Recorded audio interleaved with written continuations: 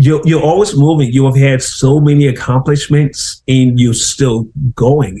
Is there a singular one that you'll say, "Hey, Hodge, I'm proud of this particular, accomplishment above everything else"? I know that's kind of like when someone asks, a mother, which one of your kids do you like the most? It's kind of like a tricky question. But what do you think about that? Do you have a standout accomplishment?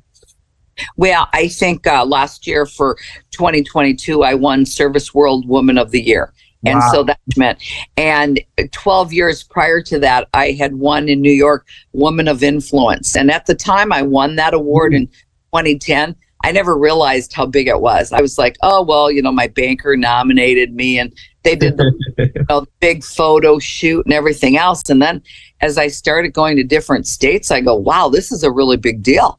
Because if you think about it, you probably have Woman of Influence in Atlanta. Mm-hmm. And those are probably a lot of your women that are leading in education and science, different things. So I look back at that in 2010, and I guess I didn't appreciate it as much then as I do today.